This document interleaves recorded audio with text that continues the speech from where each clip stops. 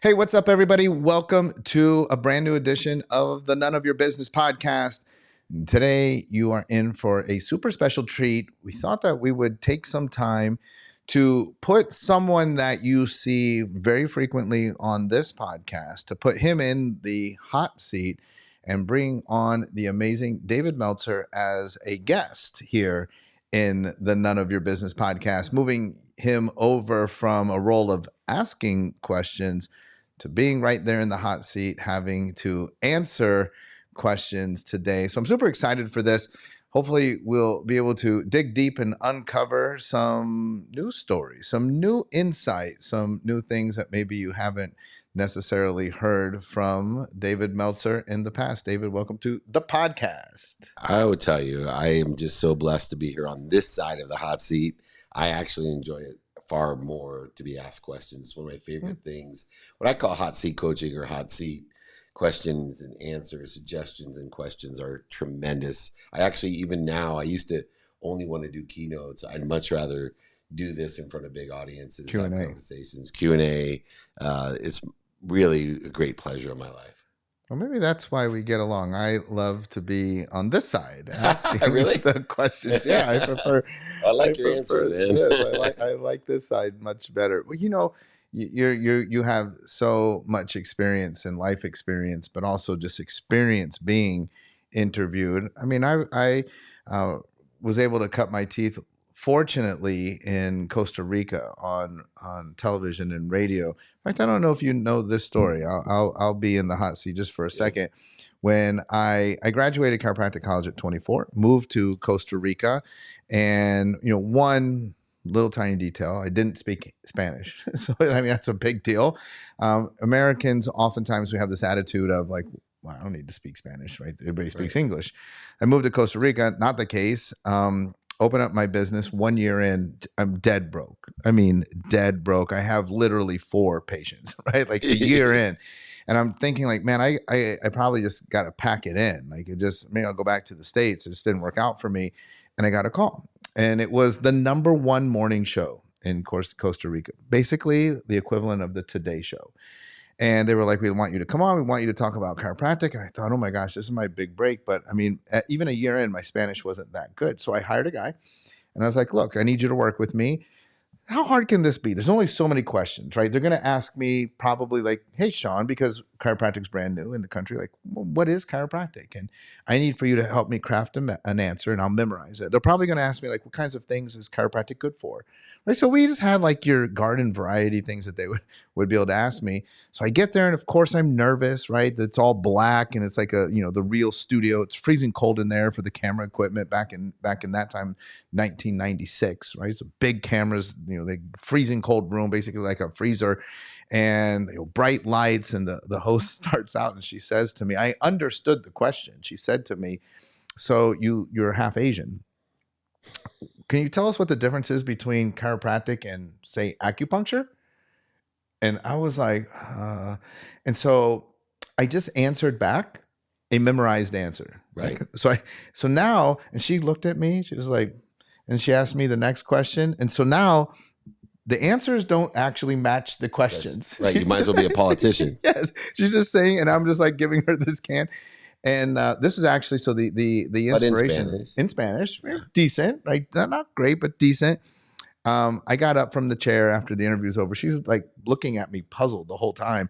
And I was like, I blew it. I'm just going to have to go home. And they called me back. And I became really close friends with the host. I ended up being on that show every month as like the health and wellness expert. And literally how I built my practice was huge. We saw 250 patient visits every day based off this television show. And at the end of my time there, it was like a going away party. And I was like, do you remember the first time I went on? She's like, oh yeah, how could I forget that? Like, you were terrible.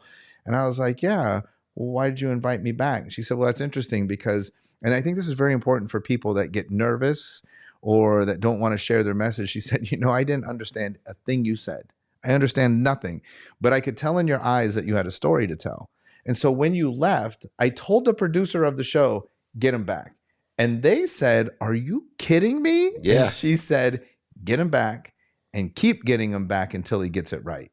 And so that just ended up being my huge break in Costa Rica, and what kind of got me used to. And I don't know if you know this, I had a radio show on the number one talk radio station in San Jose, Costa Rica. That one, I wanted to do it later on when I could speak Spanish. And I was like, hey, I need to have my own show. And they were like, okay, well, you can have your own show. But my show was at 12:30 a.m. And because I had to prove to them, right, that one, that I was going to do it, and two, I could have the audience. And so I did this show diligently at 12:30. And actually, it's very interesting. Some very big name people of Costa Rica would come on my show. And then I got moved up into, basically the prime time. I think it was 7 p.m.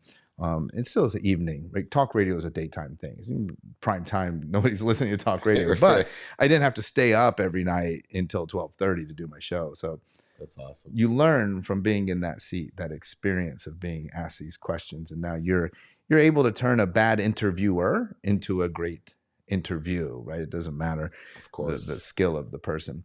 I want to talk to anybody who hears you on this show but doesn't really know your story. If you could give us sort of this overview, give us the cliff notes of what do people need to know about this story of David Meltzer. Yo soy David Meltzer. Que lo pase bien. ¿Por qué no comes la comida, amigo? Let's not forget the time. I was supposed to answer the actual question. Let's not forget the time you called Albert Preciado. What did you just called him something crazy? I just didn't want to answer the question. I am, and it's taken me a lot of time to realize who David Meltzer is. I am. And those two words at AP English in the 11th grade, when I studied Kierkegaard and existentialism, I thought I got it. I'm like, why is everybody spending so much time on these two words that consist of 3 letters? And where I am today is understanding I am. And that consists of my relationship with wisdom and faith and how circumstances impact that. As far as the past, the meaning of my past has always changed. My past as a child, the meaning was punishment, not enough, scarcity. The meaning of my growth was in a scarce mechanism of negotiation and trading, all types of transactional behaviors that had good intentions, considering humanitarian efforts, philanthropy, hard work, good son, good father, good husband, that led me to self-entitlement and a meaning of shame, blame, and justification, which led me, thanks to the 4 people in my life that actually cared about me, my mom, my dad, my best friend, and of course my wife, who is also my best friend, by the way, to understanding and taking stock in who I am and what I want to become, or what I am to become. And there's a lot of layers and depths, and some people might be listening on, this is mumble jumble bullshit from David Meltzer. I can see why you would think that, but in the respect of moving from a history of growing up with nothing, because I was born into scarcity, and then shifting that paradigm to a transaction, competitive, comparative person who did everything he could to not live in scarcity, but never lose that. And now, through those 4 pillar people in my life who made me take stock in who I am, now 18 years later, I can actually say about at the time when my mom passed a couple weeks ago that I'm proud of who I am. And it's the first time, I think, for me, I can say that with very little shame, very little blame, very little justification, that I'm happy with who I am, I'm proud of who I am, and I only am going to get better of I am. One key component, sort of this pinnacle, and then it's, I guess, the other way, is the reverse climax, is going through a process of, going through bankruptcy, losing everything, starting over. And in that, and it's actually interesting, like the timing of that, it seems that when people listen to you, if they're fans of yours, that this all sort of happens at the same time. And one of the things, I don't know if you, no, you weren't here this weekend, we were talking about, and I was very inspired by this sermon that Stephen Furtick gave called Move It to the Middle.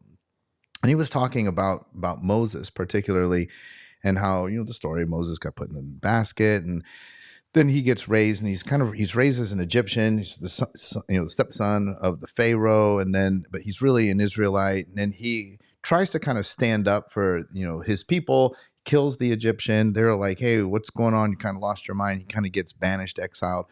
And then God speaks to him in the burning bush. And then what people don't realize, and I think in your story, thankfully for you, it wasn't as long, but it was a 40-year time period between Moses going to Midian and then God appearing to him in the burning bush.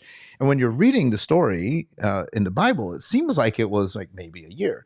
When we hear you talk, it seems like this whole thing, like you tell the story with your marriage and the bankruptcy, it seems like those things are coupled together, but they're really not. There's a time lapse in there. Talk about that just for clarification, because I want to. And it's more than clarification. I think it's really important in my journey that it didn't happen at the same time. So I started my transformation 2 years before I lost everything. My wife had awareness that I was going to lose everything. She didn't know how long. She thought everything, by the way, wasn't just financial. She thought my life. She actually stated that to me. I'm not staying because I can't be here to watch you die. And if you continue the behavior that I see, and even put me to shame further and said, if your mom knew who you actually were, imagine that. If your mom actually knew what you were doing, David, imagine what she would think of you. And like I said, significant 18 years later, my wife said when she passed at the eulogy, your mom's proud of who you are. And I will stand by that. And 2 years, though, this is what's incredible. It didn't happen overnight, even in the 2 years. And it didn't happen even when I lost everything. It wasn't like, holy moly, I found Jesus and I'm never going to drink and do drugs. And I'm never going to lie, cheat, manipulate, steal. And the smartest thing, and you're blessed to know my wife, is all she asked me to do was to try. She had so much faith in my work ethic and my definiteness of purpose and my control of impulse that she knew if I continued to try to be more definite in my purpose and control my impulse, that there was great things. The reason she married me was my potential. And she saw that. Her uncle saw that in me when she was worried about me. I can't wait to see this kid with his back against the wall. I remember hearing, he knew me since I was 9. Can't wait to see what Dave Meltzer does with his back against the wall. And I was about to really hit the fan. And when I heard that, it inspired me like a Rocky movie, like a Rudy movie, like all the great sports films that I utilized to help motivate me. But that 2-year period went beyond 2 years. And you can talk to my wife, and she'll tell, but I never quit trying. I had slips. I made mistakes. I still see the old Dave Meltzer every once in a while. And for minutes and moments. And it's not pretty, but there's that old Dave Meltzer. So I'm still trying to have definite purpose and control of impulse of my energetic and genetic scarce inheritance, that competitive, comparative, transactional David Meltzer that deserves to live in blame, shame, and justification, not in I am that I use the majority of my time in today. And so for anybody that doesn't know, I want to encourage you to check out David Meltzer on all of the social channels, at David Meltzer.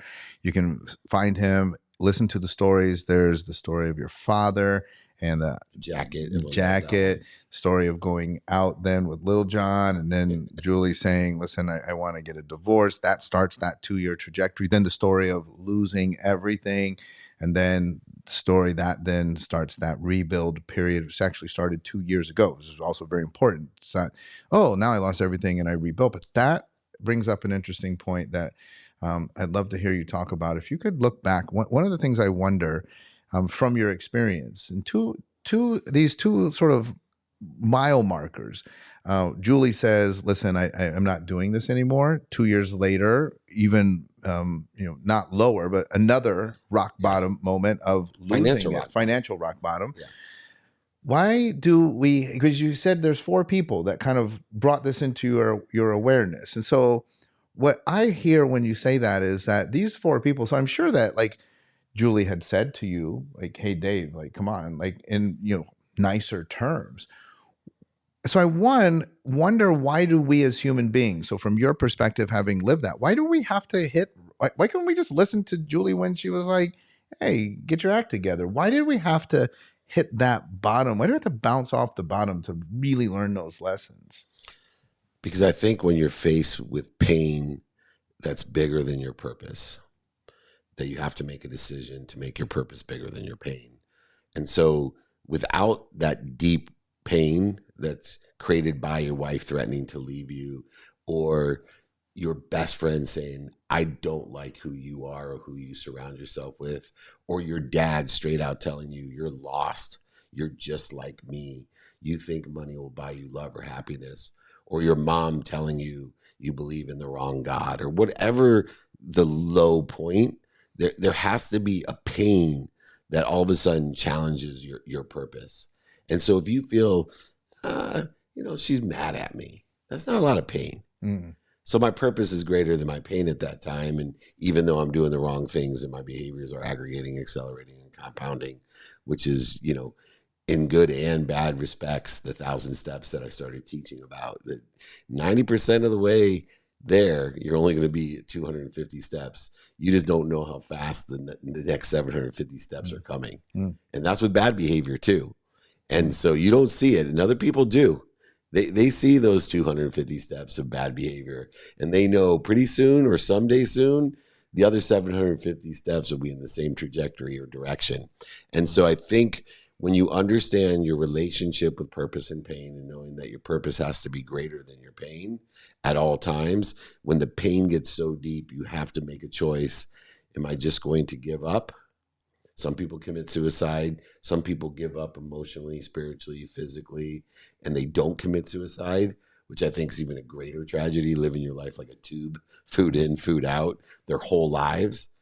But if you're faced with great pain and it becomes greater than your purpose, now you ask yourself, am I going to make that purpose greater than this pain? And that's what I did for the sake of what I really wanted to become. So now, though, you dedicate your life to inspiring others. Most of my life, yeah. Most of your life. Yeah. Well, people get all glamorized on the internet, right? They're like, and then they're like, you're a fraud, dude. I saw you, you were not inspiring dick, right? somebody one day. Yeah. Like, I saw you flip someone off. I'm like, yeah, they've cut me off. And I stopped, drop, and roll immediately, though. So most of your life. But That's here's right. a question, to these people, and you actually now mentioned the things that they said, and I remember the story, like, hey, I want to take you to this sporting event, and Masters, you're where we go. Yeah, where we go. And you like the people hanging out. I like the people, yes. But I can imagine that, like, where somebody's telling you, your best friend is like, I don't like who you are. Like, I want to go to the Masters. Masters sounds great, but I don't like who you are when you're around those people. Yeah. So today, with your knowledge, if you were coaching, and so not coaching yourself, but you were coaching those 4 people that they're saying to you, like, listen, this person that we really care about, they're on this destructive path. And, I'm saying deep things like, you need to figure out which God you really serve. And, but he's not listening. Like, and then ultimately, I don't know that in a coaching relationship, you would tell someone, well, just tell him you want a divorce. How can we get better at communicating? How could the world have better served David Meltzer in that period in an effort to shorten that refractory? Because you talk about, like, the easiest way to get anywhere is to find someone who's already there and ask them for directions. So that doesn't mean that we get to skip the steps. It just means that we get to eliminate some of the missteps and the wrong turns because we have mentorship and guidance. If you are coaching those people today, how can we help someone that we love to not have to hit rock bottom? It's a really great question, because number one, I think you have to separate children and adults. Okay. And if anyone's read the book Let Them by Mel Robbins, she talks about let them and let me.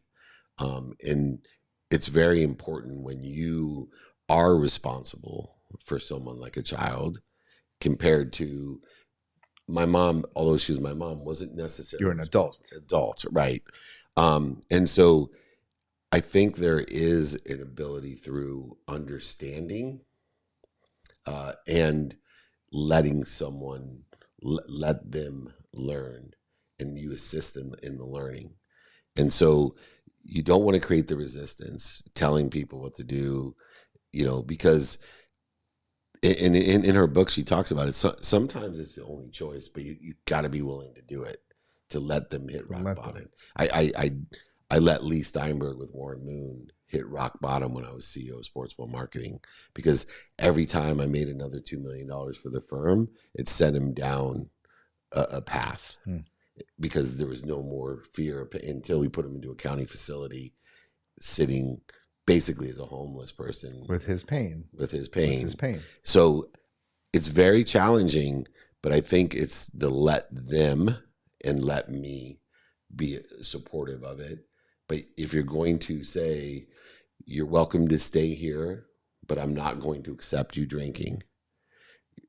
You're welcome to stay married to me, but I'm not going to accept drugs and alcohol and strip clubs and bad people. One of the things my wife told me was, I will, but the first thing you need to do is you need to fire these 3 people, not because they're bad people. I don't like you when you're with those people, and you need to tell them that you don't like you, not me. Don't blame it on me. And so in some levels, you have to set what your timing and risk tolerance is on a relationship of an adult, and then be able to live by what you're letting them do, and then let me be supportive of you. And so, because it's hard, I know people that have said, you're welcome to live here, but you have to be sober while you live here. And then if they aren't sober, you have to be willing to take the next step. And bad things can happen. I'm not sure. I was reading, or I listened to that book Mel Robbins wrote called Let Them, and I'm thinking to myself, I'm not sure I could do that, depending on who it was, because I'm not that my wife's very straightforward. It took so many years for my mom, and she was the lightest one, right? She didn't really say what my best friend and Julie said. My dad did, right? He was straight out, and I was just too young.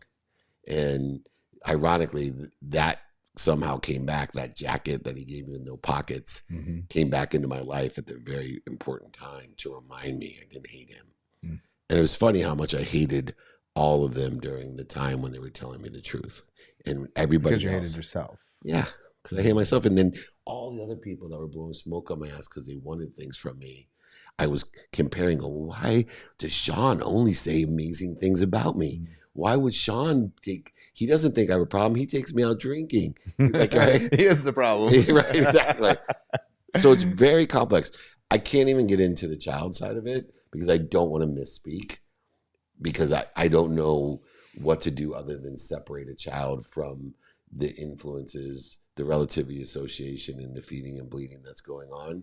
I always told my wife, whenever she was in love, this is our dream house. And I said, unless one of our kids is surrounding themselves with the wrong people and the wrong ideas, I'm selling the house and we're moving. It's the only solution I have to take them out of that. But I don't know otherwise anything else I can advise you with children. Yeah, because you're responsible for them. But then when you have adults in your life, or as adults and dealing with other adults, they have the responsibility for themselves.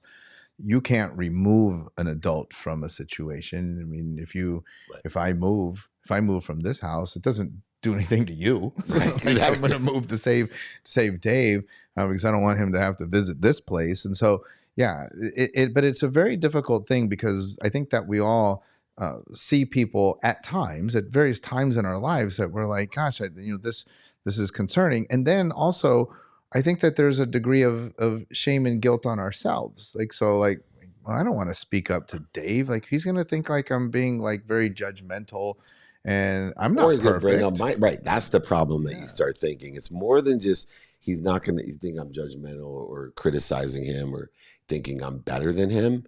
It's, oh shit. Well, Dave knows the snapshots of me that are similar, equal to, or less than him. And so their next reaction of blame, shame, and justification. And we were talking about certain really famous people who, right, all of a sudden they start bringing out the snapshots that they knew when they were working together. Now they're suing each other, and we're looking at each other going, yeah, but you guys knew this 5 years ago when you were touting how great you were. Right. Now you're using it against me. Yes. This is a nuance that hurts people from telling the truth because they have to look within. Mm. And, you know, being a liar, cheater, manipulator, and overseller, it was difficult for me to basically even come out and say I'm bankrupt, but to take all the energy away from the blame, shame, and justification, because nobody now can say anything about me that I haven't told them. Whether I was molested as a child, whether I was a liar, cheater, manipulator, overseller, backend seller, jerk sometimes, whatever it is, they can say it. And I love the movie with Eminem, 8 Mile, because the classic sing in the rap when he wins, when Rabbit wins, it's because he raps all his shit out, and the guy had nothing to say. Right. That's Dave Meltzer. What I do with my media is I lay it all out there, and I thought the vulnerability would have been a detriment, but it's actually been one of the hugest, most positive lessons that I teach or impact people when they watch my video. They'll say, man, you're courageous. I thank you for being so vulnerable. Dave Meltzer is sincere and real. And whether it's about my mom dying or whatever, I try my best outside of minutes and moments when I'm human and the ego and reactions to fear take place. I think that's an area that I excel in, is being true to myself in front of other people. So let's, I know that this is a recent thing, and I promise I'm not trying to make you cry, but let's talk about lessons, because I think that there has been now enough time for you to process and think about lessons of going through the passing of your mother. Someone that, I mean, it doesn't have to be a mother or a mother figure, it's someone that we're close to, because of course, immediately there's that pain. Both of my parents are still alive. And so I think about that, like, but at the same time, currently, and I know the same thing sort of happened to you, so it was very interesting to watch and hear your processing of this, because it's not lost on me. Like, I don't think my parents are going to live forever. And, you know, sometimes they have, you know, health scares or things that they deal with. And at that moment you think, oh my gosh, like, you know, I hope that they make it through that. But I don't think I'm foolish. Like, I mean, probably if I were to pass, my daughters would be stunned, but like, I shouldn't be stunned when one of my parents passes, but it still is incredibly difficult. Like, there's no way to prepare yourself for that. And even I know in your story, it felt like you were kind of preparing for that until it happens. And then you're like, well, maybe I wasn't as prepared for that as I thought. I think that you had said, like, you know, it affected me more than I thought. Are there any lessons that you learned through the process, especially about like the way that we process what we think or how we think something is going to be? Good, bad, doesn't matter. Like, I thought I would feel really good when I made $1 million, or I thought I'd feel really bad when this happened. But then when I made the $1 million, it didn't feel as good as I thought. Maybe when the bad thing happened, it felt worse than I thought. Like, is there any lessons in preparation for emotions? I think the number one lesson was ironically told by a friend of mine's mom, which is you're either humble or you're about to be. So when you're anticipating or evaluating how you're going to feel when something happens, you have to go back to rule number one, my favorite quote, you're either humble or you're about to be. Because the truth is, as I always say, we don't know what we don't know.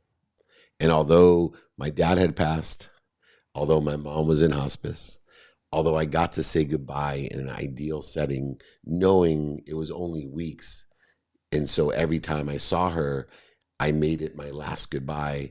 And then I was bonused the next time I saw her. But my last goodbye ended up being my last goodbye, which ended with her telling me how much she loved me, kissed me, knew my name because she had some dementia. I wasn't sure if that was going to be how we parted ways in the human experience, that she didn't even know who I was, which scared the shit out of me.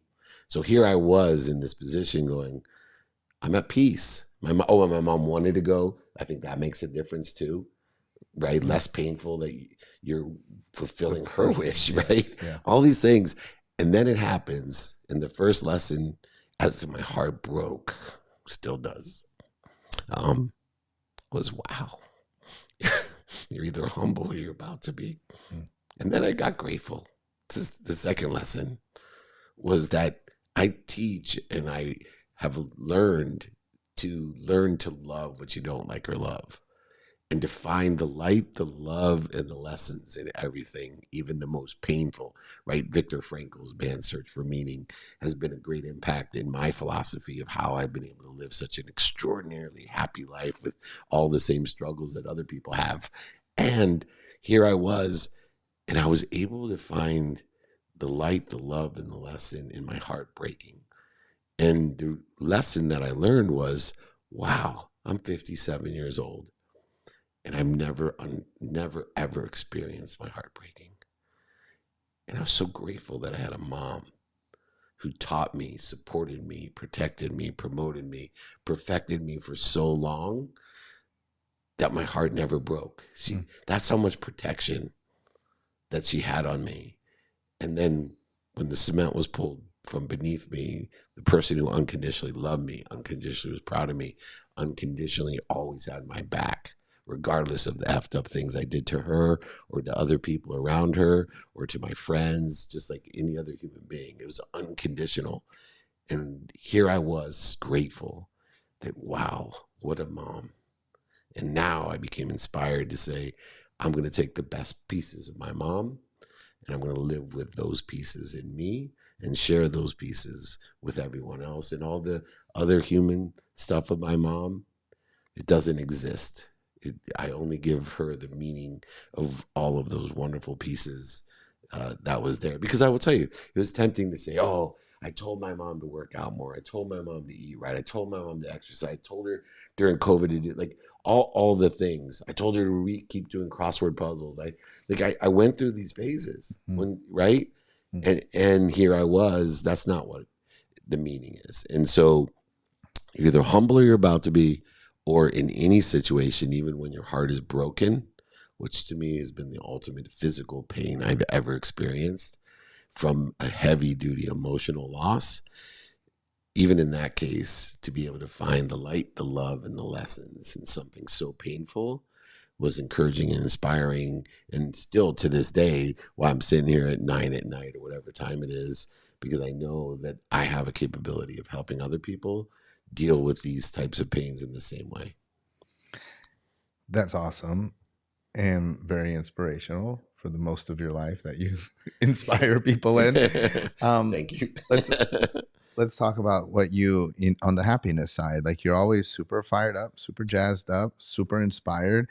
Um, let's end with why are you so happy? What are you seeing ahead of you? Because we give meaning to our past. One of the things I don't know that I've ever heard you speak about, so I give you this so that you can put it in your notes and develop it. But we also give meaning to our future. And a lot of times, you mentioned this, where like people they give up, and so they become a tube, and so the meaning that they're giving to their future is meaningless. Like, who am I? Which again, back to that, that move it to the middle sermon. God was like Moses, and this is what you're going to do, and he was like, me, who am I? And so he was giving meaning to his future, right? Other people. Maybe it's even just as dangerous. So that's very dangerous because that's bleak and negative. Other people give meaning to their future probably in an ego-driven kind of way. Like, oh, I'm just, it's me, me, me. I'm going to win. I'm going to save the world. Um, but other people, it's because it's difficult to give meaning to our future, even though we do it because we don't know it. It's not, we can't predict it, but we can forecast a meaning. You paint a happy picture of your future. You choose to have this happy outlook. You bring happiness to the world. You empower people to be happy. What are you so excited about as you cast your eyes out into the future, but also your future? It's simple to me, and it's really important to me to articulate how simple it is. Once you seek wisdom and combine it with the faith that there is an all information, an all knowing information, and an all powerful energy that is bigger than you, that loves you more, protects you more, promotes you more, and perfects you more than your mom. With no proof at all, no evidence. In fact, most of the evidence that occurs in everybody's life is contrary to the fact that there's an all knowing, all powerful source that loves them, protects them, and promotes them, and perfects them more than their mom. Hmm. I'm going to repeat that. Most people in So I would life, say they see that evidence. They choose to cast their vision on that evidence. Mhm. But the overwhelming evidence is to the contrary. Right. Right? Like I mean, every blade of grass that's out there No doubt. working That's right your side. given. But That's such a good I point. don't look at that. No, So most people instead don't. I see that this person cut me off and that person, quit coaching or Whatever the issues I are. see those Exactly. things. Yeah. Right. That's what we see. And things didn't work out the way I thought they were supposed to work out today. Yeah. Not 10 lifetimes from now or 10 days from now or 10 weeks, months, or years from now. But most people that look back will say, wow, that really worked out. Even the things that I thought were evidence contrary to where I wanted to be or better. But within the realm of what we're talking about, with that faith, I then have, if I know there's an all-knowing, all-powerful, all-informational out there, then my future is just at what degree am I interfering with it? So how could it not be brighter, better in every situation, event, people, places, and things in my life? If I have faith, there's something bigger than me that's all-knowing and all-powerful, then if I focus in on every day getting better at shorten the distance of resistance through that wisdom and faith, through what is available, an infinite amount of energy and information that protects, promotes, loves, and perfects me, then for me, my future is always every day brighter. And then I just wrap it around with the idea that I'm guaranteed only one certainty tomorrow, which is 24 hours. Half my life is going to be non-negotiable. Half my life is going to be negotiable. Taking away circumstances for half of my life and then learning to prioritize circumstances for the other half of my life. And I get to pick and choose what's important to me in both respects, non-negotiably and negotiably, with circumstances or with not. And that formula has assisted me in what I call the Toptimus. I'm the top of all optimists. I see the light, the love, and the lessons in anything. I can learn to do what I don't like and don't love. I can learn to do what you don't like and don't love. I can learn to eat the foods I didn't like or love before, and I learn to love them. That is a superpower of Toptimism, which I'm trying to impact others with, at least plant seeds under trees that I may never sit under, by implanting these ideas in future generations that we give meaning to everything we see. Well, I most certainly hope that you have planted some seeds today right here on the None of Your Business podcast. I know so. If you learned something today, reach out to David. You can reach him by email. What's your email address? David@dmeltzer.com. For this community, as always, I will sign a book, send it to you, pay for shipping in the book. David@dmeltzer.com. Make sure you reach out, join his group of networking all-stars. He's put together a tremendous networking group, in my opinion, first of its kind. I'm sure you'll start to see more of these popping up as people see his success. But remember, you saw it with David Meltzer first. Catch him at Aspire tours all around the United States, at VIP dinners, at meetups. Make sure you join his texting community. How do they get in that? Yeah. If you want to be invited to over 200 different things a year, 949-298-2905. Trust me, if you don't like invitations, if you don't want alerts almost every day, please don't text me, 949-298-2905. If you're lucky, you just might be able to catch him in person in a city or town near you. David Meltzer, thank you for joining us on the podcast. Thank you. All right, everybody. We'll try and top it next week, or we'll just keep replaying this episode into infinity every Wednesday right here on the None of Your Business podcast.